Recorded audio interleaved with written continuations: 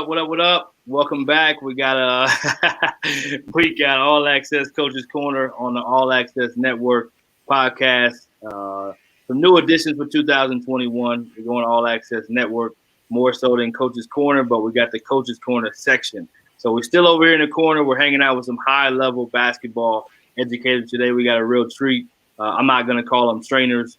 They're development specialists for sure because they develop not only the people but the players themselves, and they get results at a high level. And none of them are looking for the hype, So I'm gonna do my best to provide a little hype today. But welcome, fellas. Welcome, gentlemen. How we doing?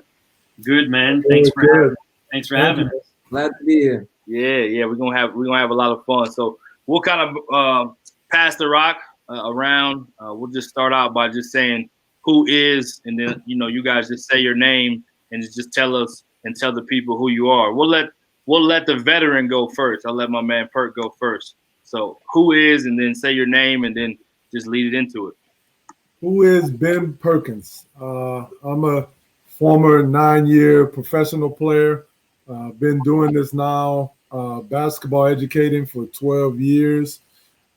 Current basketball director and national scout for John Lucas Enterprises.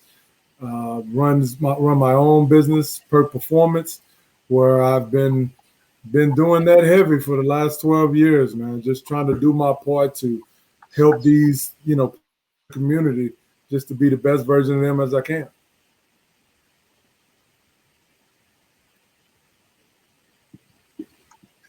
I didn't mean to leave it on there too long, Ben, but we got to get an extra close up on you for a second. But no, appreciate that. We'll go middle ground next with my man JD.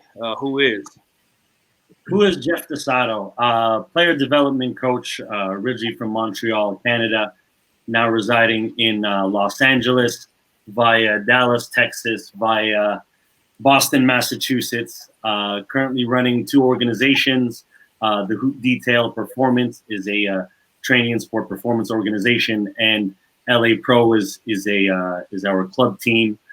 Started coaching after I finished playing in 2008. Coached at the high school level, prep school, coached in college full time, and now living in LA, primarily focused on the coaching and development side.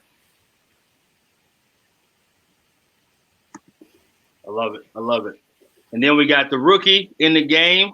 We got the vet. We got the middle of the road in his peak prime. And then now we got the rookie. So Andre is a former college coach that has now jumped into the game. So I'll let him introduce himself. Who is Andre Shaw? So Andre Shaw, I'm originally from New York City. Been coaching college basketball for 8 years. And now I work with Tim Martin as a player development coach. I'm also the assistant junior college basketball coach at Collin County Junior College. Moved to Frisco, Texas, and I've been loving this journey. Somewhat new, but I'm enjoying it. So, yeah, I've been blessed to work with all these guys and get to know them. Dre just mentioned Collin County. That's kind of my roots, but I've known Dre since he was a GA in the game, and have always done my best to just reach out and make sure he knew he had a big brother in this crazy rat race. And now he's transitioned to doing some player development and doing some JC. And I think he's in a great spot where more people are going to be able to see him and what he does and how good he is at what he does. He's been in Division II level for a long time, and sometimes you don't get seen, and there's not the same kind of visibility or opportunity to connect. So I'm excited for Dre. And then Ben and Jeff. Ben's been tremendous to me, allowing me to get back. I've worked for Lucas before in some camp situations when I was younger in my career as a junior college assistant, similar to what Dre is doing. And then as a college coach in between jobs, to be honest, Ben's been an awesome friend and just reaching out. And it's just like, hey, man, come down, get in the gym with us, work with us. And he's been tremendous. Like I said, I always love those opportunities. Player development really is my favorite part. I think Ben talked about this before, but that was the favorite part about being in college for me.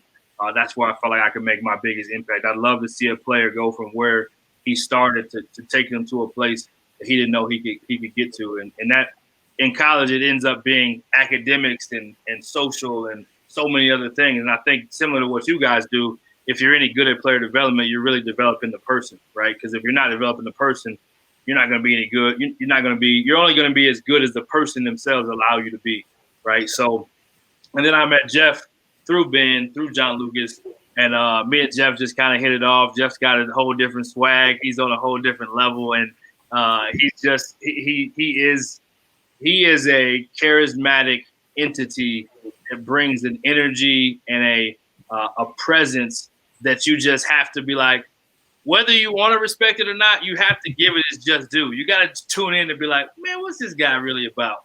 And we just hit it off well, and I'm so excited about all the things he's doing. And again, kind of a minority already in the player development game, because I don't know that there's a lot of people with the same background and nationality that you have to do the things you're doing and be able to get the respect that you're getting in doing it. So I have the utmost respect for him too. So I'm going to quit talking. So before we get to the player development stuff, each one of you guys I know personally and are fathers and husbands. So let's talk about that part of the who is. I'm going to jump out of the screen. You guys kind of take your time, say whatever you want to say to chime into that part, and then I'll jump back in and we'll talk some more hoops.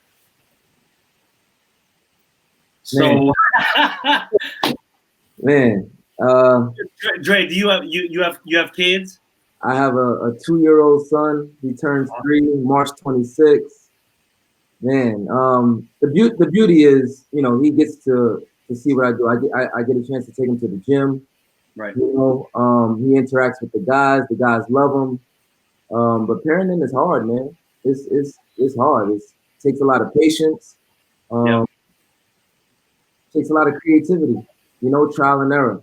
And I only have one son, so you know, I'm just trying to do the best that I can. But it's awesome, man. It's awesome.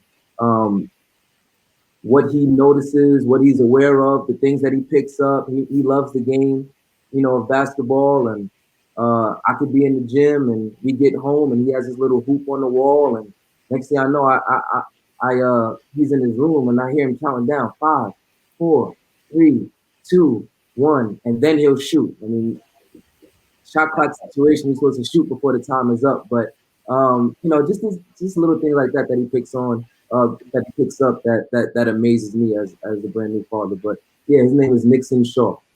That's awesome. I'm a relatively new father. I know Ben's a vet at this already. I have a 3-year-old, and it really, like in situations like that, you know, we just really realize how much impact we have on other kids. Right. And now being a father, a relatively new one, it really heightens our sensitivity to our impact towards youth, because I had this conversation with somebody before.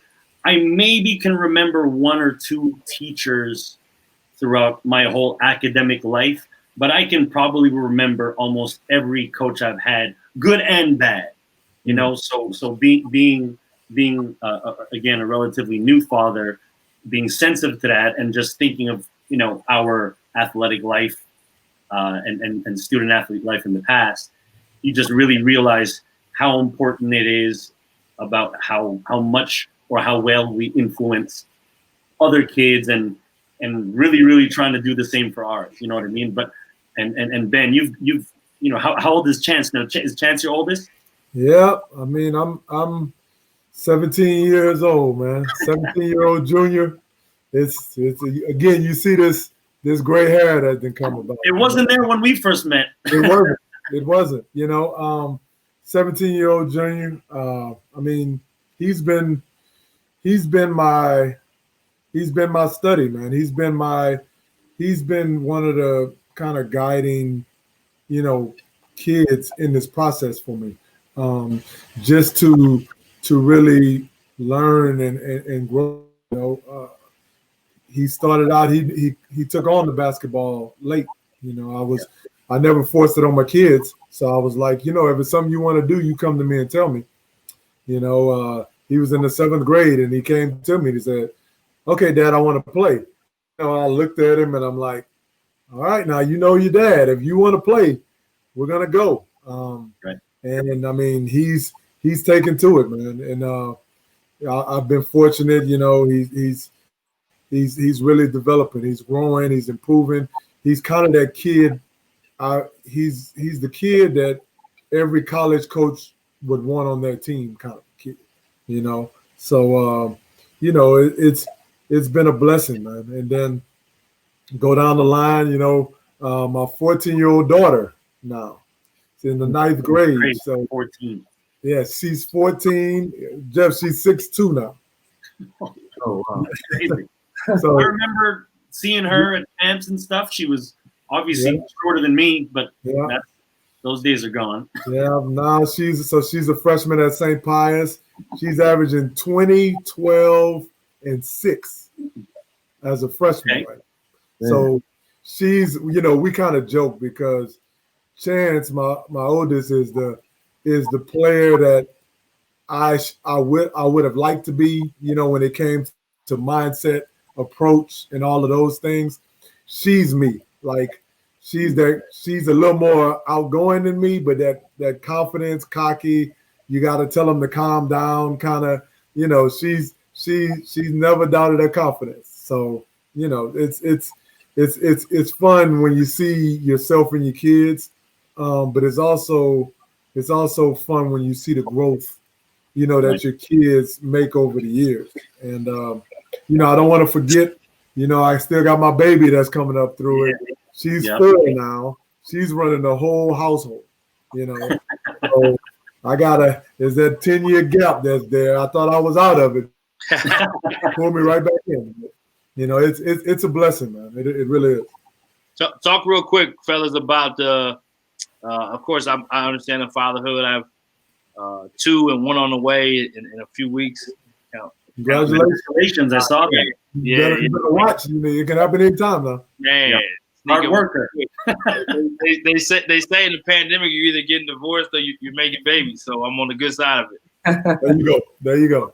No divorces, but So talk about the husband side of things, right? Because obviously, as guys that are driven, you put a lot of time in the gym with other people's kids. You put a lot of time in the gym in your craft. How do you balance that? Let's talk that real quick before we get into the basketball side, because this is the stuff ultimately that also you guys are modeling in front of the players that you're developing. So talk about how it's not just for the gram. Talk about the real parts of being a husband real quick. Just a minute and a half, whatever fits, whatever thing you want to say. Well, I mean, Go ahead. You go ahead. I would just say just being present, man, is something that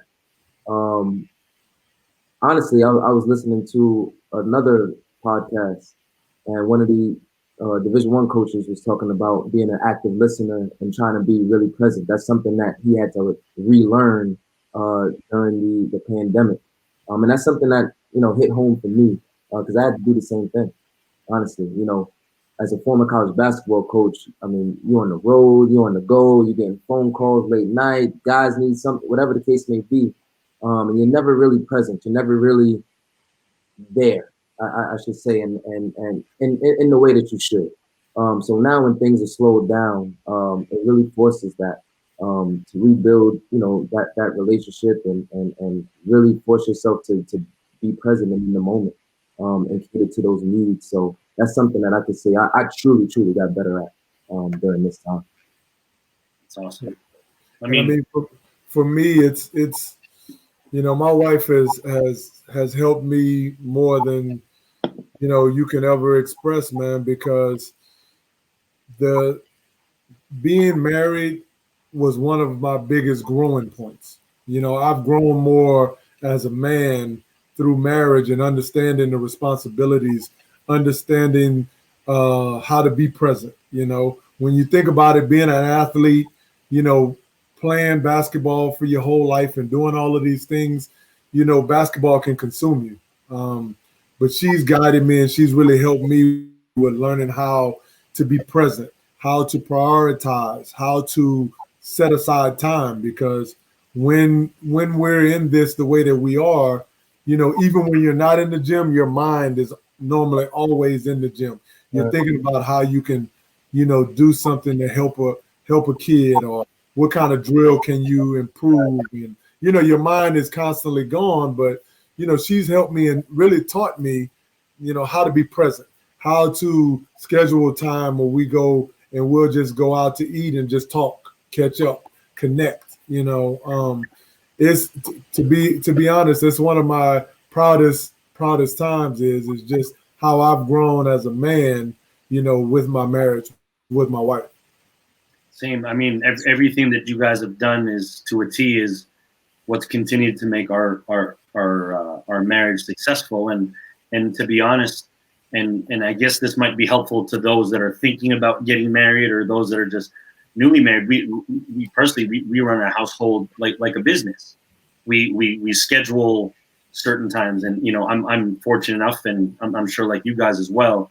Our wives know what they know what our lifestyle entails. Right. They know that if we're not actively engaged in something that we're doing with them, our mind is going to start wandering to a workout, wandering to a kid, wandering about one of those kids' problems that they're having, and you trying to fix that, and really giving as much uninterrupted time and scheduling. We schedule lunch dates. We schedule free time together. We schedule, hey, let's talk about our finances on this day. Let's talk about, and it's never perfect. We never always, stick to it, but we treat it very much like a business because, as much as we are based on the foundation of love and unity and togetherness, we still have to be able to move things forward. We still got to be our professional Uber drivers to our daughter. we still got to, go to the gym at this time and work. So time management and being present, those are certainly I guess pillars in what makes the household work for sure. Absolutely. Yeah, no doubt about it. Talk about just the rock of all of our worlds is our better halves, and putting up with us is they all deserve an award. So if you have a significant other who's any part of this coaching thing, yeah, you deserve an award and all kind of special vacations and whatever you get. But I think that part, but all of you talked about, I think Leonard Perry, matter of fact, Shaw, I don't know if you're on that one, but he talked about that on All Access, being more present, and just being and listening more, and then of course, Jeff, you kind of talked about scheduling. I mean, it may not sound right because it's not maybe, but it's important. It's like, it sounds terrible, but that's the only way. That's the only way we can make. It's the only way it works for us, and everybody. If you're not intentional about your time, then your time will go to something else. Listen, right? You have to. Listen, I'm literally in the gym every day to the point where my wife and I, she sat down and we had to sit down and say, listen, Friday evenings is my time. And that's it. Like I don't, I'll work from Sunday to Thursday and then back going Saturday. But I know on those Friday nights, we'll go out, have dinner, you know what I mean? And just reconnect and talk. And I mean, honestly, I've learned that it's as valuable for me as it is for her. And you don't realize, you don't understand, you don't really grasp what it means until you start to do it and you realize it's important to have that balance and that separation. No question. Otherwise, you'll be all into this and then you'll crash. Yep. You're all into that and then crash again. So that's why I picked up golf recently, and I'm sure some of you guys may have seen that, but it's an activity that I can do that's not heavily impacting on my body. And for whatever amount of time that I'm doing that, the value is that I'm not thinking about basketball. Right. You know what I mean? So at least it gives me that, 1 hour of time or whatever the case is to allow that decompression to be able to continue to sustain, 15, 20, 25 plus years in the game. So, right. Tiger Woods. I see you. Not even good, but it's just important though. It's important if you don't balance it and if you don't have outlets, and because we instill those things in our players, right? We want them to balance. Right. We don't want them to be too extreme in one thing or the other. So it continues to challenge us to model that behavior. So as we talk about player development, the idea of being a trainer is thrown out and I'll let you guys share your thoughts on that. So first, the idea of being a trainer versus somebody who actually legitimately develops players, teaches the game, and helps translatable skills to be put into play in a format, whether that's junior high, high school, or college or NBA. There's a translatable skill set and development process. So there's a difference between being a trainer who just, I think in Houston, it used to be anybody with a bag of ball and cones, right? Just everybody wanted to be the next John Lucas without being the next John Lucas and understanding what that meant. So talk a little bit about the idea of being a quote unquote trainer versus what you guys actually do. And then we'll go secondly and so we'll go in order. We'll go Ben, Jeff, Andre, and then we'll go again, Ben, Jeff, Andre. Second question is just, this generation of kid is so different, right? So what are the real challenges? Maybe pick two challenges in this generation of kids. So start out by just talking about the trainer, and then we'll pass the mic on the trainer concept and the difference, and then we'll go next to that idea of what two things in this generation of kid is important. So Ben, we'll start with you. Yeah. I mean, basically, what it is now, it's so different. I've learned, and I think we spoke about it a little bit before we got started. I think it was 2-3 years ago, I completely changed the label on it and changed it to saying that I'm a basketball educator, not a basketball trainer, because I didn't want to be lumped into that group. Because it's about educating, it's about teaching, it's about, connecting and really understanding with the kids. It's not just about, here's a drill, do it because I said so. You have to really learn how to connect with each kid and understand that each kid is different. Each kid learns differently. Each kid absorbs differently. So it's about learning how to educate, learning how to connect with them, learning how to first build their trust, and then, grow and help them to be the best version of them that you can. So for me, I've completely changed it now. I tell people I'm an educator. I'm a basketball educator. And, that's basically the model that I really follow. So, I've said this multiple times, and piggybacking off what Ben said is where, basketball is just my vehicle. It's what I use to be able to educate players or student athletes and prepare them for life, essentially, because no matter whether their playing days finish in high school or they have a 10-year pro playing career, it's what they learn with people like us that are going to resonate throughout their lives. And I think I'm not sure if I said this when we started filming, but if I really think throughout my life, I probably don't remember, or I probably couldn't remember more than one or two teachers over my lifetime, but I can certainly remember all of my coaches, good and bad. But that really just resonates with me as far as how we're educating these kids and players, and most importantly, my approach is just teaching how, and most importantly, teaching the why, as we would when kids are taught to add, subtract, multiply, and divide. It's almost useless information if they don't know that when they go to a store and they buy something for $20 or that's $17 and they give them a 20, that they should get 3 back. So it's all about teaching the why. They're going to help them translate that knowledge and skill into a certain concept or read that they're going to encounter at whatever level they're at and whatever level they're trying to get to. Because teaching them without the understanding of why is just teaching them to be obedient. But as player development coaches, that's not our role. Our role is to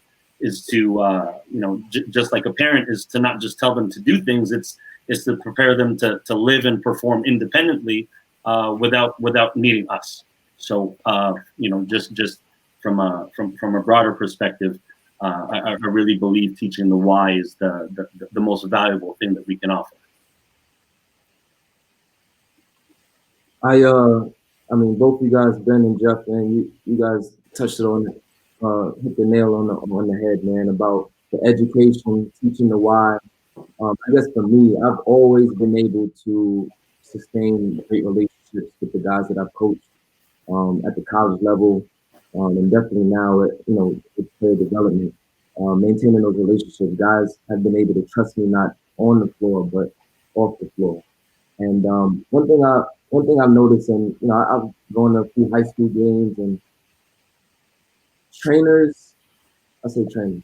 Uh, you can tell the difference when somebody's being taught, why, how, and scenarios versus guys that just, throw cones out there and expect guys to do, this move and that move because those things don't necessarily translate.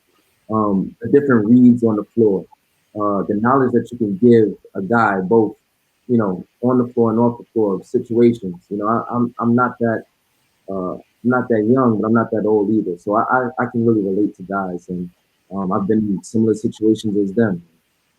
Both again on the floor and off the floor. So being able to share that knowledge, I think is what sets us apart.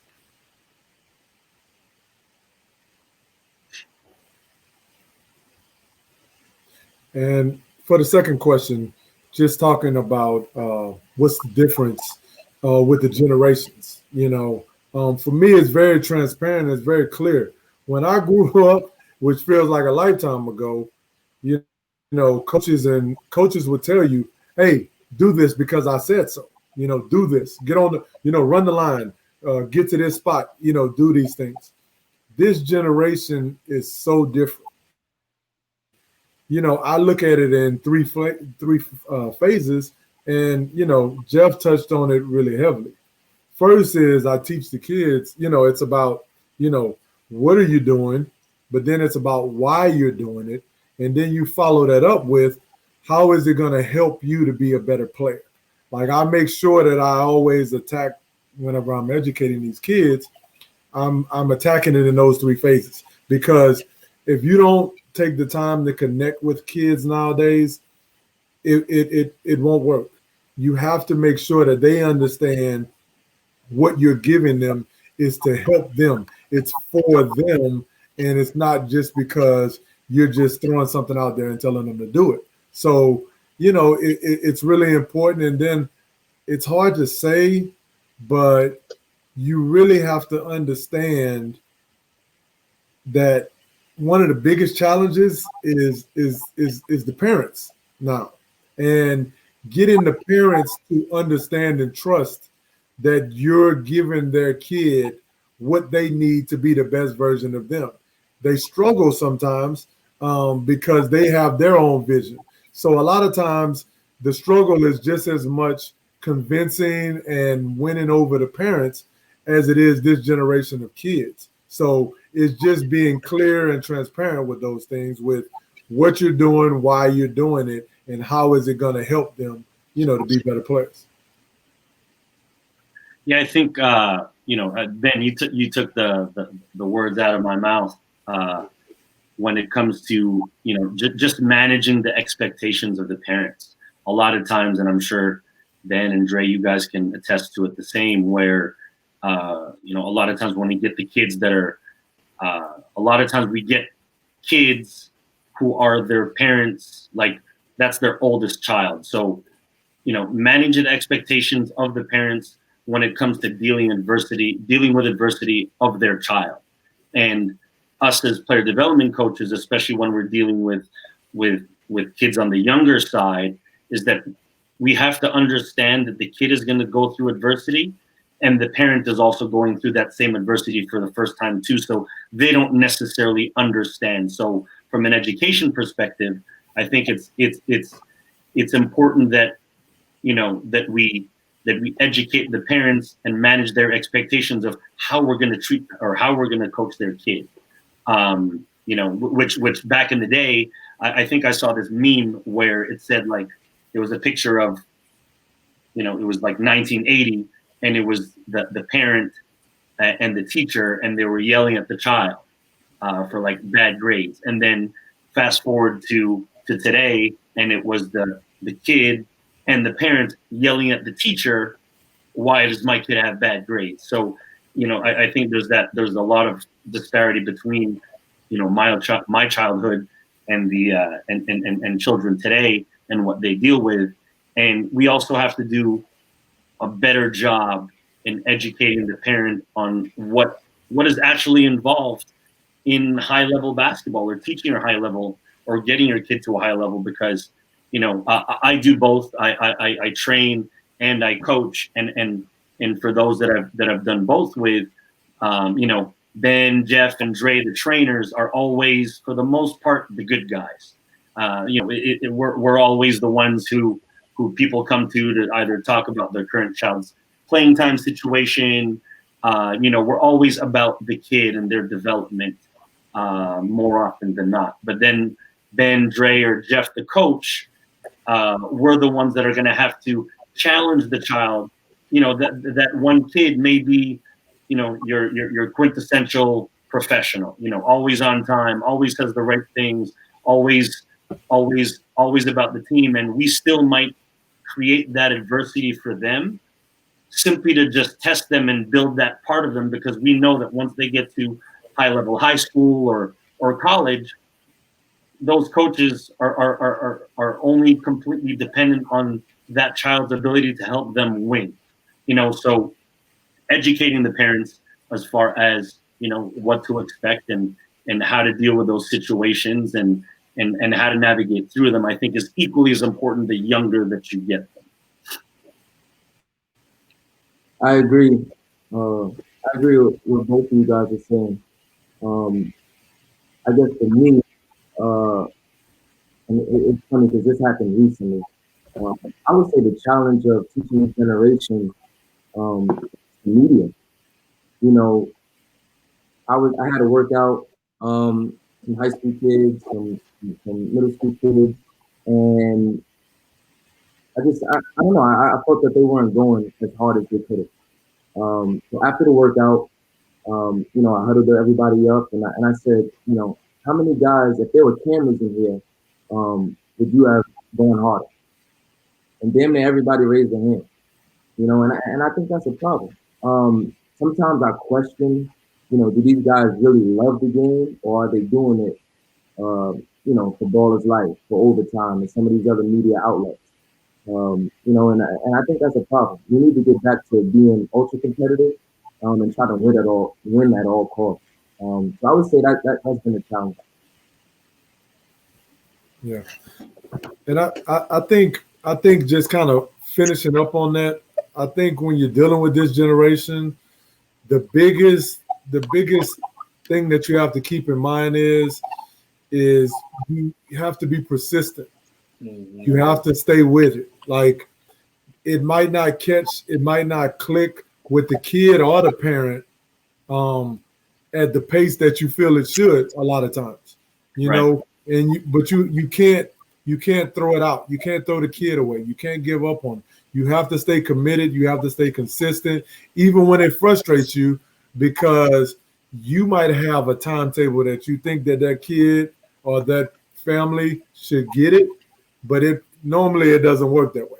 So you got to have the patience to persevere and to stick with it and really, stay committed to it, because it's just not the way that we remember it being, when it comes to this generation. So you gotta have that patience. If you had to say, we'll kind of speed this up a little bit. Those are all phenomenal answers. Couldn't agree more. We're gonna keep this thing moving. If you had to say one word answer, you don't get to pick one. If you have to pick two, I'll let you pick 2 words. You don't have to break down the words. Just 2 words to describe your philosophy in player development. What would those be? Anybody can go in any order. 1 or 2 words to describe your philosophy, your personal, just 2 words to sum it up. You're on an interview. Hey, you got 2 words. What's your 2 words? I'll go first because I don't want to forget it. Intelligence and intensity. Awesome. Intelligence and intensity. Awesome. What you got, Ben? Intensity and detail. Yep. Very close. Detail. That's mine. Detail. Detail twice. That means it's extra detailed. I love it. Like, a lot of teaching. If you had to say an offensive, two offensive things that you love to instill, we'll go three. Offense. People love offense. We'll go three. Three offensive, either concepts or words, kind of same thing, lightning round, that you really love in your player development. Anybody can go any order. Spacing, passing, shooting. Good. Ball screen, playing off the ball, passing. For me, spacing, ball handling, and shooting. Jeff took it. That's it. Can't be better. I want to dive into that a little bit. So, Jeff, tell us the why behind your three. And all of you guys had similar things as far as player development. Again, we'll talk about some of your guys' mentors next. We'll talk about Lucas. We'll talk about Tim Martin. But there's something about intensity. There's something about detail that does separate you guys from, again, Ben says a basketball educator.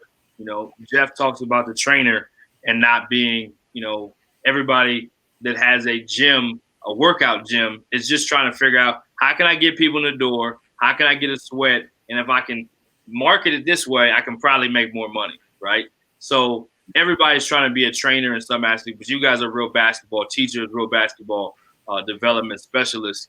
And then Dre, you've been a coach forever, so and you still are, but now you're getting into the training game, so you're understanding how to take not just the scouting report detail, but the player development detail to another level. Because let's be honest, in college coaching, the player development, there's so many other things to manage that doesn't get as much attention. And NCAA only gives you so much time.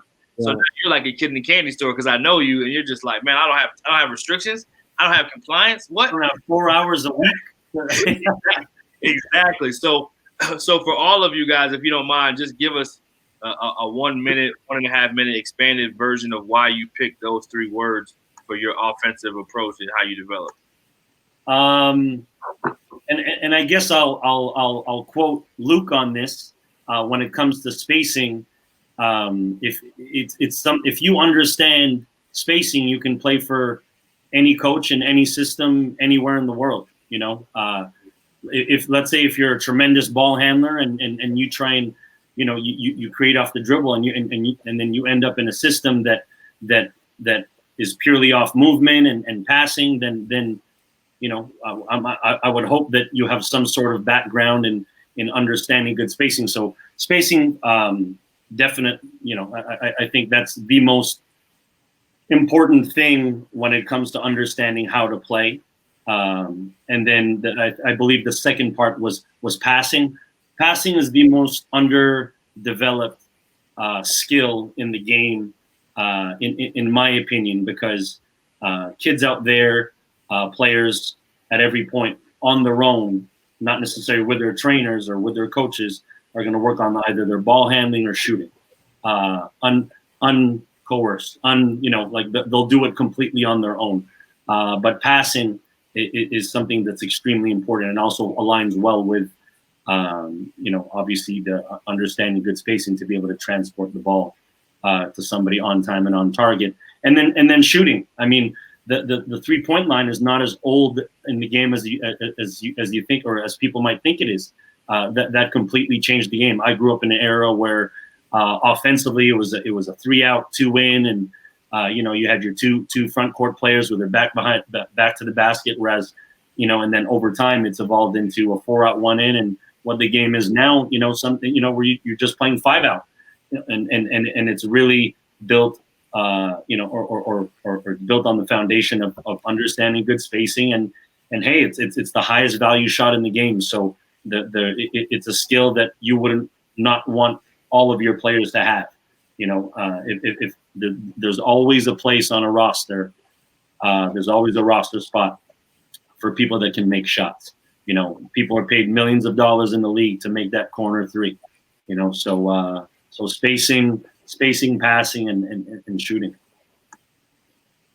Yeah, well said. Well said. We'll let Dre go next. We'll let the OG go last. Uh, I believe my three were ball screens, um, playing off the ball, and I said passing, and I want to stick to that, but I also want to talk about pace. Um, Again, I'm brand new into full time player development side, and pace is something that guys need to do a better job at learning and accepting.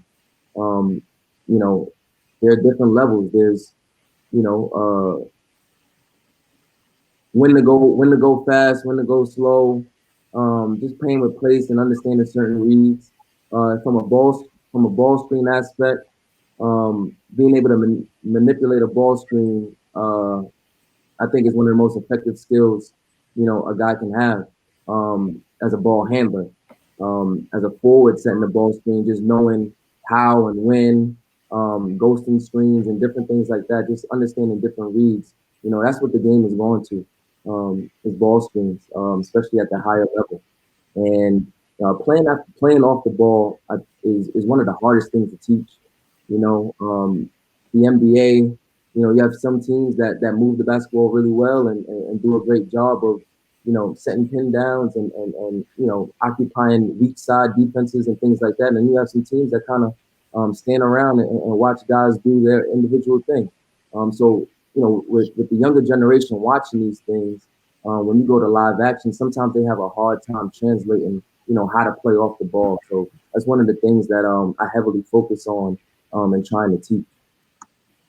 Yep, well said. We had Alvin Brooks on. He did an awesome job before we even got into being All Access Network. He talked about, I want to say is it 95% or 85%? I may be mistaken. One of those percentages. What'd you say? 95%. So I thought 95. So they chart and they track the 95%, and they have their own analytics, so to speak, of what they value that they want guys to understand. But 95% of the game, you're without the ball in your hand. Exactly. So what are you doing to impact winning that 95% of the time? And that is an extremely hard part to add into player development, because everybody wants to get better with, like you said, dribble, pass, shoot. Dribble, pass, shoot. And those things are as important as anything.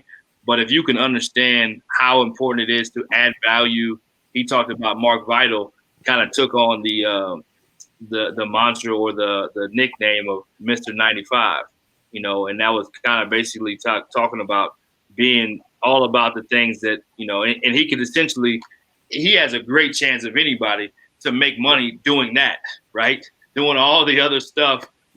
So I think that's great that you touched on it. I'm glad you did, because it is one of those things that kind of gets forgotten in all of the midst of the college of the game period at all levels. So appreciate you sharing that, Dre. Perk? Yeah, I mean, you can tell who our mentor is when you're talking to me and Jeff, because a lot of our stuff aligns. Spacing for me is so important, because I think what it does is it really, if when it's done properly, it stresses the defense. It puts them in situations where they have to make a tough decision. One of the most frustrating things for me to watch as a basketball guy is when you're watching the game and the ball is moving, people are moving, and kids are just standing. They don't know where to be, they don't know where to go, they don't know how to do it. So spacing is just important because of everything that comes with it, and just knowing where to be on the floor, and also when you're attacking with the ball in your hands, to know that your teammate is going to be where he or she is supposed to be. And that's all in that spacing area. And then the other two, when it comes to ball handling and shooting, the game has become so versatile now, where players need to be able to handle the ball. The more you can handle the ball, the more opportunities you have to be effective and efficient. I mean, that goes from the 1 to the 5. So the ball handling is so vital because it makes you more versatile. And, Jeff touched on it when it comes to the shooting. If you can shoot, there'll always be a place for you. So I'm really detailed when it comes to, trying to become a better shooter, trying to do the things that are necessary to improve your shooting and your mechanics and things like that. Because, when it comes to the ball handling and the spacing in today's game, if you can do it, you're going to have more opportunities to be effective and make an impact on the team. Yeah, no, for sure. For sure. I think going with this positionless era of basketball on both sides of the ball is important. We'll talk about defense a little bit. We'll give it one word real quick, and then we'll go straight to mentors. Ben, you mentioned you and Jeff kind of having the same mentor, and Dre, we'll talk about yours as well. But defensively, if you had to pick, let's just say three things too. What are the things that you work to do your best to instill? Because I don't think it's just about teaching. Some of that is about the culture at which you hold your guys to that standard of intensity, right? We talked about Houston just coming back and beating Wichita State tonight, and I don't know if there's a more intense coach in the country than Kelvin Sampson at demanding his guys to play at a certain level of intensity. So talk about defensively, what's three things, anybody can go, but what's three things that you work to instill in your players within player development? I'll go ahead and start this one. There's a lot with defense, but cutting it into three, the first thing that I would say would be in today's game is keeping your hands out, keeping your hands out of the, out of the play. It's gotten so touchy now where you really have to teach your defenders how to keep their hands out and really defend with their feet. Another thing that I think goes really missed in defense now is help side defense and knowing how to rotate. Just being on the help side, knowing where to be, having the old school saying with pistols, being able to see ball man, moving without the ball. I think the help side defense is really important. Honestly, I'd make that, A and B, because I would say the rotation. So I would say playing without your hands, rotating on defense, and just being in the help side. I see it all the time, and it drives me crazy. But it's like they don't prioritize it anymore. So yeah, I think those are the biggest things when you go to the next level. Yes, the game goes up even more. So when they didn't have to, you can get away with it in high school. Let's be honest, right. Because you're such an elite athlete most of the time. You're a next level player. Yeah. But no, those are good. Those are good. Dre, I'll let you go next. We'll let JD go last. I would just say feet activity. Being ready before the actual play, before it's your time to close out. Like getting your feet moving, chopping, whatever you have to do to get active to where on the money when that ball is being swung, you're ready to close out, you're ready to challenge and things like that. Definitely rotations. College is different than the NBA and the professional game to where you can sit in that paint. So understanding rotations and tags and things of that nature, and closeouts, man. Different closeouts, closing out to which hand, closing out, knowing who you're closing out to. Shooters. Are you gonna fly by? Are you gonna challenge on on the right side? Just different things like that, man. Staying in the play, but active feet rotations are huge for me. Mine are more so on the broader perspective from a mentality standpoint. It's really valuing the defensive end. Like how you classify people that that guy or that girl has a real defensive mentality, or that's a defensive coach, is really having that type of mentality, and really taking it personal. I think a lot of times people don't care. Simply they players and parents alike oftentimes define their success by what goes through the basket, and I think there's a lot of people that in the NBA right now that can defend and make a three, and they're being paid a lot of money. You know what I mean? So and they take it personal, and they take a lot of pride in it. And lastly is terminology. not just not just defense. Obviously, I mean, understanding defensive terminology is extremely important, but just terminology as a whole. How do you expect to? I'm fortunate enough that I speak multiple languages, and if somebody speaks to me in Spanish that I don't understand particularly well, I can't have that conversation with that person. So for me, it's extremely important that aside from all the things that we're learning in basketball, terminology is equally as important, because if you don't understand the terminology and the language that I'm speaking, then how are you supposed to understand it? So, just mentality, taking the defensive end personal, and understanding terminology. Yeah, the terminology part is another big part of translation to both levels, college level and to the pro level. And not like jelly or tween or snap, like the real stuff. Understanding where the nail is at. What I mean?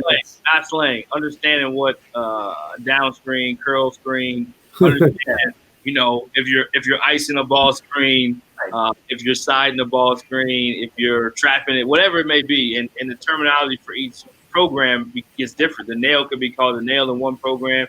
It's called elbow. It could be called all kind of things. So, and then understanding terminology of other opponents that you're playing against, because the scouting component is as big of thing as anything as well. And then you talked about not taking it personal. For some reason, it's like a defense mechanism sometimes for kids. They just don't even they want to act like it didn't happen. Right. Yeah, right.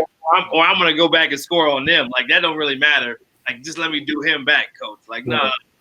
Like, the real pride comes on the defensive end if you can actually stop somebody. But that's a hard thing to instill. Talk real quick. What's 2 words you would say about film? And then we'll go to mentors. Then we'll go to you guys all leaving your own mark and talk about that. But just 2 words you say about film. Is it important? Is it not important? How can you use it? Should players pay more attention to it? Obviously, there's a component where they want to watch highlights, right? We're in a mixtape generation. So that does not count as film. So we're talking about actual film study, Peyton Manning, Tom Brady, LeBron James, Kobe Bryant, like the guys that are doing the detail on ESPN, watching film to that level of detail, not talking about highlights. So just 2 words real quick, toss it around, and then we'll go straight to your mentors. Well, I mean, for me, film is vital. I mean, there's no other way to do it. To say it, it's vital, because it allows you to be able to show kids so they can literally see on tape what it is they're doing wrong, and then you show them how to fix it. What do you do better? This is what you could have did in this situation. So that visual component, a lot of kids are visual learners. So, that component is vital. No, absolutely. I would say unbiased, because you hey, so and so, you have terrible body language. You react differently. No, I don't. Okay, well, here's 10 straight clips of you showing bad body language. It's not Jeff, your coach, or Ben, your coach, or Dre, your coach, that's giving an opinion. Here's literally 10 clips of you showing terrible body language.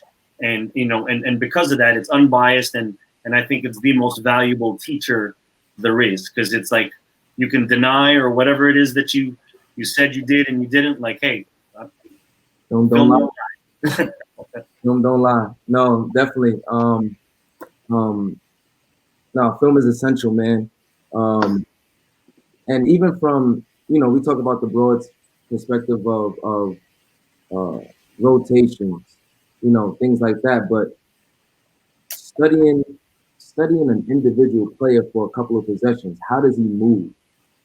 Things like that. Like, that's something that transitioning from college to pros or whatever like individual player development. That's something that I've learned. Watch a player for 10 possessions. How does he move? How does he do this? How does he do, like, things like that? So no, film is essential, man. Again, it doesn't lie. Be able to teach and I don't know. Film is essential. Film is essential. And one of the one of the biggest benefits that I feel come from the pandemic is Zoom has come into play, and learning how to work with Zoom and learning how to utilize it. I've been really trying to encourage a lot of my kids that are in college now, my high school kids, trying to get them to have Zoom calls with me where we can go over film together, where I can show them, even awesome. though they're at school. I'm like, hey, let's get on tonight and let's go through and let's walk through your film. It's weird because they don't want to catch on to it. Like I keep presenting it to certain kids, and it's like they're like, yeah, okay, coach, but they don't really grasp how valuable it is. And it's like, for me, I'm going to keep pushing it because I realize that now that I see that it's a tool that I can utilize for these kids, the ones that really are serious about it, they're going to grab hold to it, and then it's going to really benefit them. Yeah, you actually maybe want to jump in on one more question, so we're going to extend this episode a little bit. But I love that. I've never heard that, first of all, so I never thought about that idea from your grassroots player development coach who may live in Houston or in LA or in Dallas. Now I'm at college in Massachusetts or Washington, and I can literally, yes, I have my coach, but this is the person who helped create me to the player I am. And it's the person that helped me evolve. It's the person I go to in the off season. So we're doing the same things in the off season with my film from the year before. Why not do a little bit of that during the season just to keep you confident and keep you sharp and keep you on your game? That's all it's about, right? You're not trying to be a college coach or tell what is college coach. It's a fine line, but it's also because a lot of times for me, and you don't want to overdo it. I'll tell them, I'm like, look, we're only going to do about 10, 15 minutes, 20 minutes at most, because I know, college, how packed their day is, but it's little things that you can see and show them. You're like, look at how you're moving. That's not you, And it goes back to, not to cut you off, Ben, but it goes back to empowering them to be and teaching them to be the best version of themselves. And when you can see them not being the best version of themselves, and you know them, and you see them being frustrated or not getting the result they can, you're just wanting to plug back into the source and say, hey, let me help get you back to the best version of you that we've talked about, that we've helped get you to where you are. So the part I wanted to ask about is social media and mental fitness, mental health. It's different now. Kids now have so many distractions. They have so many voices. They have so many opinions, right? So kind of what made me think of this is, as you were talking, Ben, the idea of, another person is going to try to tell me how I should be or how I shouldn't be. Now, granted, you're a part of their inner circle. We're not talking about you reaching out to a kid you don't really know just because you're a fan, right? No, you're not talking about that. You're talking about somebody who you helped develop and raise. So the question is, how do you guys, and we don't have to go long on this, even though it's an important topic, we'll save it for the next time, but how do you guys feel about / address / help these young men and women cope with all of, I don't know if you guys have seen Social Dilemma, but even some of us are working with young kids and talking about the bullying and the, with girls especially, kind of that shaming and making them feel like they're not enough. And then you just talk about college guys. You've seen NFL guys, NBA guys, Kevin Love, Dak Prescott talk about them going through that mental health battle and how important that is now. So just talk a little bit about that, if you don't mind, before we kind of talk about your mentors and close it out. I'll start this one again. The times have changed so much, man.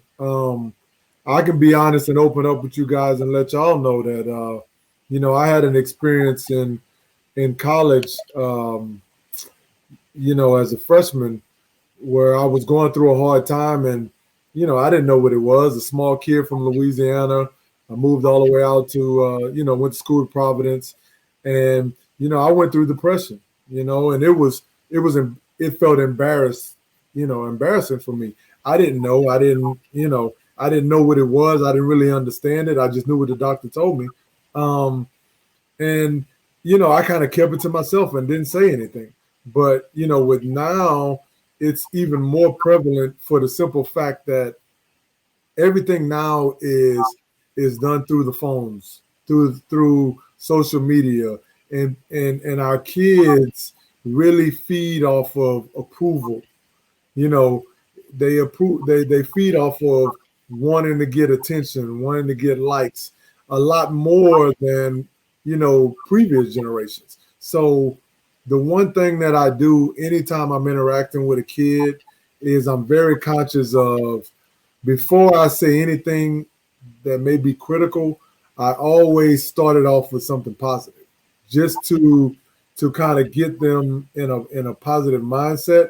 And I'm very careful in, with how I critique them, and make sure that it's in a positive way, that's explaining to them in the context of what we talked about in the past, that it's to help them to be better.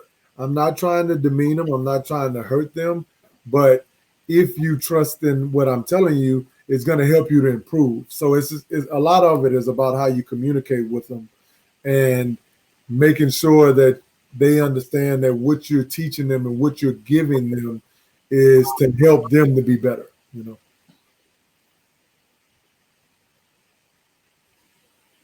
I guess I'll go. I'll go, Dre, if you don't mind. I guess how I deal with it is I really, especially because younger youth are so much more impressionable.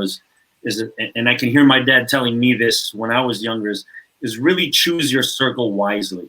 And I would give the same advice to an up and coming high school or college or pro player, is that really choose your circle wisely, because the majority of the time it's when you allow those different voices to impact your decision making, is when it affects your mental state, it affects your emotional state and well-being. So in an era that we live in, that like Ben mentioned, that constantly seeks and craves validation, is to really seek and crave it from the people that are actually in your circle, and from those people that actually care for you. And for anybody that I've worked with or that I've coached before, I push them hard, but it's equally as important to and vital to show them how much I care, because no matter what I say or do, or how hard I push them, I won't be able to maximize my ability to maximize their ability if they don't know how much I care. So and it goes to say for just in life in general, you just gotta choose your people wisely. I mean, even throughout this past year, I've had to move some people out of the circle and move some people into it, and it's never going to be perfect, but just constantly having those things in mind, I think will really help any individual. No, I couldn't agree with you guys more. Just being able to decipher what's real from the fake. Social media era. A lot of people put stuff up there that's to show fake. So being able to decipher what's the real from the fake. My mom always say, the world doesn't love you, like the family does, and that goes back to choosing your circle, right? Choosing your circle. And I guess for me, that's why I'm so big on relationships. And this is something that I learned from Tim actually. He's big on like birthdays and zodiacs and things like that. Understanding, how to coach guys and girls from that aspect. Can you really attack a kid and get on to them because they can handle it, or if this individual kid cannot, kind of fall back and approach it, my coaching style from a different standpoint, because his personality trait might be a certain way. So again, it goes back to the relationships, having the right people in your ear, understanding personalities, and being able to decipher the real from the fake.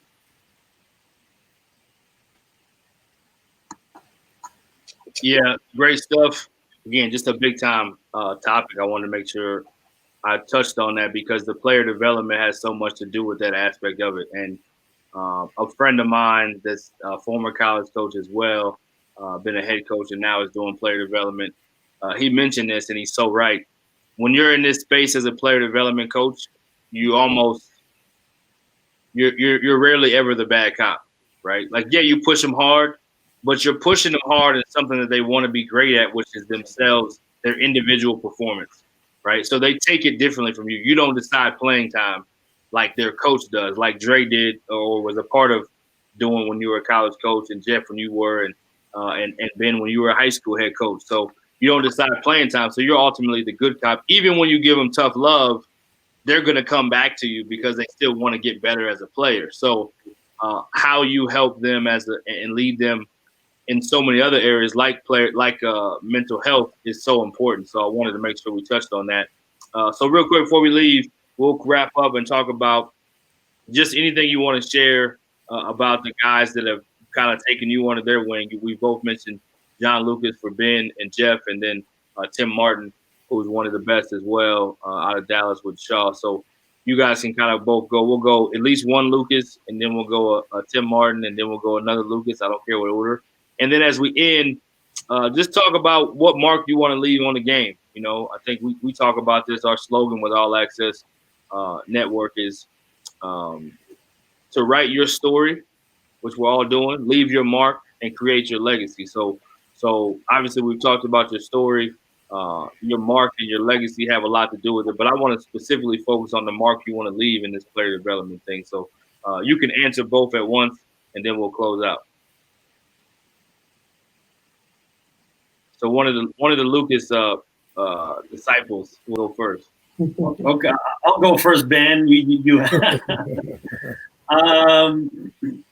So Luke has been, he's been, I think, the biggest influence on my player development career, and I think how I know everybody on this panel right now is because of him. And Ben and I first met, I'm not even sure now, but probably close to a decade ago, and I personally gravitate to people like Luke. So whoever knows him, he's a no nonsense guy and tells you what it is, and he doesn't tell you what you want to hear, and he'll always tell you what you need to hear. And he's really helped guide and develop me into the coach I am today through his mentorship and the doors that he's helped open for me. So I'm forever grateful for him being around and continuing to be a guy that I can just shoot a text to or have a brief conversation with, and he's been tremendous, and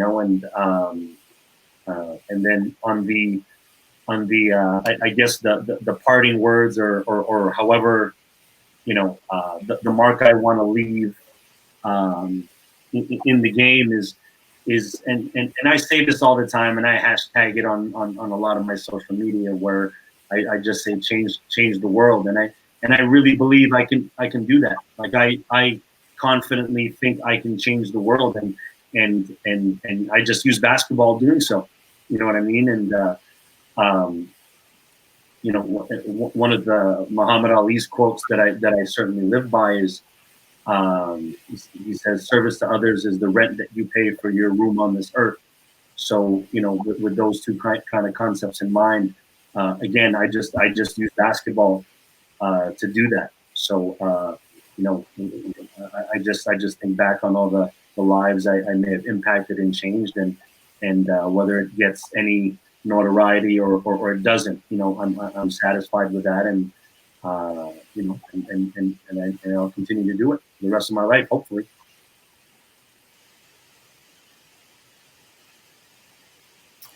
Okay, so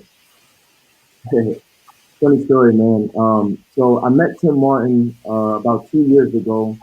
I had just got the job at Eastern New Mexico as the associate head coach. I was home with my family in New York, walking down Central Park in the summertime, and I walked past Tim Martin. I stopped him, and he was by himself, random, in Central Park in New York City. Um, Stopped him. I let him know who I was. I mentioned my relationship with PJ Washington, who Tim has trained since PJ was in high school. And we exchanged information. We kept in touch every now and again. when the situation happened at Eastern New Mexico and I moved down to Frisco, I knew Tim was still in the gym and training guys, and I had his phone number. I hadn't talked to him in a long time, and I was somewhat nervous about hitting him up. I hadn't talked to him in a long time. Didn't know how he would respond. Um, Actually, my wife encouraged me to hit him up, and I did. So I hit him up. It was probably about 9:30, 10 o'clock in the morning. I texted him, and he called me right away. Let him know what I had going on, that I was in town, and he said, "Man, I was gonna put on Instagram that I needed help." He said, "Are you able to come? Are you able to come to the gym right now?" I said, "Well, yeah, I have to situate my son, but I can be there. What do you need?" So he gave me the address. So about 12:30, I was able to get down to the gym. At 1 o'clock, Miles Turner walks in, and that was my first workout. Right, hit the ground running. Um, Tim, unbelievable dude, man. I was born on September 29th. He was born on September 30th. My son born March 26th. His son March 28th. So you talk about just similar guys, similar personalities, outgoing but very quiet at the same time, but very, very giving. He's given me so much knowledge. He's taken me under his wing, constantly educating me on, how he conducts his workouts, things that he believes in, details. He's very detail oriented, um, and just like me, on the detail side. But as far as relationships that he's built, he's big on that, as am I. One thing he says on the details end is what are the details within the details? So man, I could go on about that dude. He's an unbelievable dude. He gives you the shirt off his back. Very knowledgeable, and he's done a great job developing guys in the pros. And for him to entrust in me, allow me to run workouts. He went out of town one time, and I had the guys. So for him to instill that trust and take me under his wing, I can't say enough about that guy, and I'm just grateful for the opportunity and the platform that he's given me. And again, man, it just the relationships. I'm big on relationships and good customer service, and that's something that aside from basketball and the details and the education that you're gonna get, you're always gonna remember how I made you feel, and that's something that I want people to know and understand. Definitely. I mean, for me, talking about Coach Lucas, man, he's literally like a second dad to me. My whole, my first interaction with Luke came right after I finished school. He actually invited me. At that time he was the head coach with Cleveland. So he ended up inviting me after that summer, invited me to training camp with the Cavaliers. Um, I grew up through that time, all the time that I was playing with Lil J, Lil Luke, playing with those guys. So we gained a relationship that goes back, over 20 years now. Um, but the thing about him is if you know him, like Jeff said, he's a no nonsense guy, but he's an honest guy. He's a fair guy, and if you have him in your corner, you know he'll do everything in his power to help you and to teach you. He takes time with guys. He tells them the truth. He teaches them the business. He teaches them the process. He doesn't sugarcoat it. He's really helped me with improving a lot of my weaknesses as a not just in basketball, but in life in general. You know what I mean? He's really been a great mentor. Um, that you couldn't I can't compare it with. Like Jeff said, I've been working with him going on a decade now with his camps, and within the last 6 years, kind of taking on the role of being his right hand. And I mean, still to this day, every opportunity that I get just to come and spend time with him, is a blessing because you always learn something from Luke. You know, it can be about basketball, it could be about your marriage, it could be about just life in general. But he's a wealth of knowledge that I've just been blessed to be around for this much time. And then kind of going to the next thing on what my impact would like to be. I think the best way to describe it is I'd like to be a shining light. I'd like to be a guide for kids. I would like to be a shining light for players and young men and young women, just to navigate through this world and navigate through life. I've had a lot of experiences, a lot of bad experiences, a lot of hard experiences, and that was really the main reason what brought me into this was I wanted to be able to help teach kids how to not make the mistakes that I made, and how to come up through this game and in life, with somebody that was just there to guide them to not make the same mistakes, not have to transfer, colleges, not do the dumb things, and not get your academics in situations and things like I did. You know, don't live with regret. Don't look back and say, "Boy, if I could have did this a little bit better, who knows where I could be." So that's really what drives me is to try to be a shining light, for players and kids, just to have somebody to talk them through it, have somebody that's been there. I tell kids all the time, I'm like, I doubt you're gonna mess up as bad as I did. So to have somebody that's been through the mistakes and been through the issues, I feel like it gives them a little confidence to know that it's okay and you can get through it and you can be a better person for it. So the more that I can help prevent those issues, the better that I feel about it, what I've done.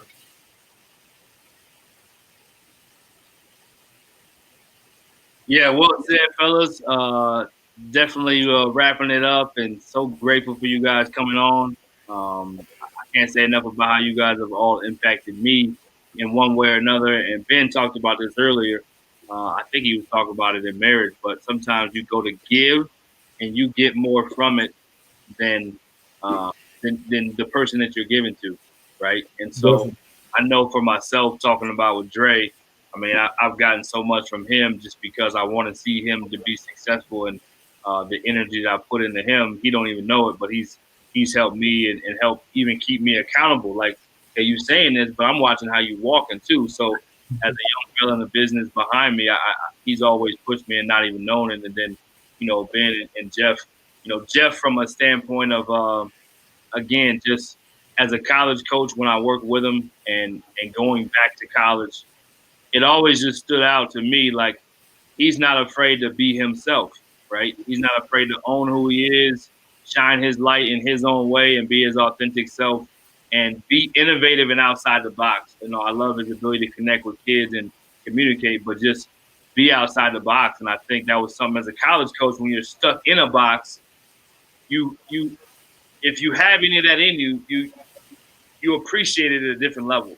So you spoke to me, your energy spoke to me in a way that's like, man, when I can get to a space where whatever I'm doing, I can be similar to that, then I know I'm in a good space, right? And I think I had to turn it on, turn it off. Like, in this space, it's safe, so I can be who I am. In this space, I got to kind of dim my light and just walk on eggshells and make sure everybody's good, because college basketball is fragile, right? So I appreciate Jeff for that, and then Ben just been a constant. Encouragement from afar, man. He don't even know it either, but just for him to reach out. We ran into each other at the same hotel. My wife's coaching; she's a volleyball coach. He's coaching nationals. I run into Ben. I'm trying to think at the time if I was in between. I think I was in between jobs because I was able to talk to you after the game. But I went and watched his son play. He invited me. I went and checked him out, and he said, "Man, we got to link up, man." And then he eventually invited me to Lucas's camp, and just at the time when you're in between jobs, and Andre can talk about this a little bit, or he can attest to this. When you are either fired, or your staff was fired, or you're just not renewed, or you're in between jobs, and you're in this business where everybody can see it and everybody knows it. And even though people aren't really thinking about your stuff, you feel like everybody's looking at you like, yo, that's the dude. He got fired. You know what I mean? You feel like you have some kind of disease or something. So for Ben to just reach out and be like, man, come over here with Luke. Come hang out with us. Come get in the gym with us. Come do this. And then it just continued to just be like, yo, come to the next one. And that just did so much. And then even like little things like acknowledging me in a time where I was in between, but he was still supporting, whether it was from a text message or a retweet from Lucas or whatever it may be, or sending me a message.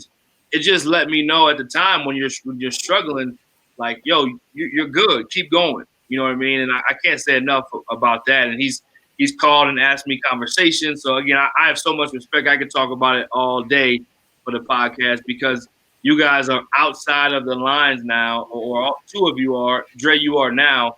But I was able to pay for what these men did for me to you, right? When you were in between jobs and you were trying to figure it out, I'm like, you got to keep going with that, but you still want to be plugged in over here. So I say all that to say, man, thanks so much. I'll let you guys have any last words. I'll keep talking all day. I've been quiet for a while, so I had to jump in and just give you guys some love, because people need to understand, how important it is to not only know the people like you guys, but everybody has their own circle in their own space where they can make more impact than even they realize. Like, obviously we're talking about player development, but it's human development at the same time, and it's not about, I said a thing just the other day about some of my top 10 things for this year. And one of them is like, never underestimate the power of encouragement and acknowledgement, right? Of others, right? We got to be able to celebrate others the same way we want to be, maybe not even celebrate ourselves, but the same way we want our players to be celebrated, the same way we want our players to be valued. So you guys are tremendous at that, and love what you guys do as far as really taking the details of the game and really holding players accountable. As a college coach, Division I coach, you wanted to find the Ben Perkins, the JDs, the Andre Shaws in that community where your players are from. So you can say, yo, in the offseason, you guys spent some time here, because you knew there wasn't going to be any drop-off from the communication, from the details, from the terminology, from the film study, from the accountability, from the being pushed and being taught. So I just have so much respect for you guys. I know Dre's the rookie in the space, but I know he's been killing it. I know his character. I know what he's about. He's just needed this opportunity. So I'll let the young fella go first. Then Jeff will end with the OG, and then we'll close it out. Just any closing words you guys have. Man, Brian, first of all, I just want to say thank you, man. Thank you for the opportunity. Thank you for the platform, man. You've been doing an amazing job, man. And I appreciate the relationship. I appreciate all that you've done for me in my career, and just being that big brother for me, man. I really do. And I'm proud of what you're doing. I'm proud of the direction that you're going, man. It's truly amazing, man. And it's a blessing. So Appreciate it, man. For real. It means a lot to me. Yeah. It really does, man. It means a lot to me. That there's some good and bad things about this business, man, and it's a blessing to know, guys that are in it and do the right things all the time, man. So, good job, man, and I'm proud of you. And Ben and Jeff, man, I've watched you guys from afar, and it's nice meeting you. It's nice meeting you, and I'm glad to have met you guys and been able to enjoy this experience. This is my first podcast. This is my first podcast, so a little nervous and things like that, but very appreciative, and I'm rooting for you guys, man. I really am. If there's anything I could do to help, or shit, I want to learn from you guys as we continue on, man. I'm a sponge. So if there's anything I could do to help, or if I could come to some sessions or whatever the case may be, and vice versa, man, you guys are always welcome to come check out what we do. So thank you, and again, I'm blessed. Yeah, appreciate that, Dre. Likewise, Dre. I mean, obviously, first, Brian, you got extremely proud of you and everything that you're doing with the All Access Coaches Corner. I just learned now. I didn't know that this was your thing. So for me to digest that and absorb it and be a part of it with these guys alongside me, it's really it's an honor for me to be a part of it. I'm truly supportive of this platform that you're doing. Obviously giving the spotlight to minority coaches, in this game that are doing things the right way. I mean, Dre had touched on it where, sometimes the basketball or the business of basketball doesn't necessarily have a clean reputation, but it's platforms like this that you're able to shed light on the ones that are or the bright glimpses of greatness that are around, and obviously not just just everything that you're doing, and most importantly, I'm supportive of you and everything that you're doing, and Dre, like you said, any way that I can continue to help either any of you guys, I'm always there. Texas is my second home, so I'm sure at some point I'll be in Dallas again soon, so I'll be seeing you. Okay. And Houston, I'll be there sooner than later. So Perk, we'll be crossing paths, and Brian, I'm not sure. I don't even know where you're at anymore, but hopefully I'll see you soon. I'm on protection. We all good. Thanks, JD. Appreciate it, man. Of course. Yeah, and I want to piggyback off of those guys. Brian, man, it's great to see the growth that you've had. You know what I mean? From, like you're saying, from that time that we came across each other in the in the hotel room. I mean, in the hotel, and in the hallway, and catching up. To seeing how you really embraced and accepted. The path that's been presented to you. Yep. It's so important. Nowadays, even now more than ever, to be able to accept what opportunities are coming your way, and then really embracing them and going in full force. And I mean, following the podcast and what you've built with All Access Network, it's really inspiring to watch you kind of carve out your niche in this process, and knowing you and understanding that it's only one part of where you're going to end up. Yep. But seeing how you've embraced it, man, it's really great to see. It's this everything now, especially with this business, it gets negative. You know what I mean? And people want to tear each other apart. People want to tear each other down. They want to tear kids down. And it's important to connect and see and interact with people that have the right energy, that have that positive energy. I think Jeff kind of, hit on it, but good people normally gravitate towards each other. You know what I mean? And it's important that when you come across those good people in this business, that you keep them close, and you connect with them, and now more than ever, man, it's important. Just you'll be amazed with a simple text message being like, "Hey, I'm just checking in with you to see how you're doing." How that impacts guys now, you know what I mean? Understanding in this business how crazy it is right now, just knowing that people are thinking about you a lot of times, and you got people in your corner. Sometimes that's just enough to keep you pushing and keep you going. So, I think this is really great for us to be able to connect and talk and, kind of fellowship with each other, because it's important now more than ever. So it's an honor for me to be, a part of this, and just to be a part of your journey, man. Yeah, no doubt, man. Appreciate you guys, and look forward to getting the public to be able to see what you guys are about and learn about. And I don't believe this will be the last time we'll do this, because you guys are top on my list when it comes to this type of stuff. And again, I think there's a lot of hype, right? There's a lot of, and this is not to knock, and I'll end with this. This is not to knock the flash of some of the videos that we all see and that we all come across. There's a lot of ways to skin a cat, right? Just like there's a lot of ways to be a successful coach, but I have a certain amount of appreciation for the guys that are doing it with a lot of substance and a lot of character and integrity and a lot of skill, a lot of ability, a lot of elite. How can I say this? Impact and influence and effect in their development. And obviously, you guys talked about your mentors. You've learned from some of the best in the business, but you guys are not always the guys that get celebrated. So I'm excited for people to get a chance to get to know, to pull back the curtain, get the all access, and yeah, just looking forward to keep going, man. So salute to you guys. Keep going. What you do is extremely important, and even if it's just an hour podcast recording that gets a chance and people to get a chance to see it, hopefully that gives you guys a boost to continue to shine your light even brighter because it's needed and needed more now than ever because we got a lot of stuff going on in our world that's dark. We need light. So keep up the great work. Love y'all boys, man. Thanks so much for letting me finally coordinate everybody together and let's keep going, man. Let's keep going. Let's keep going. Let's keep going. Definitely.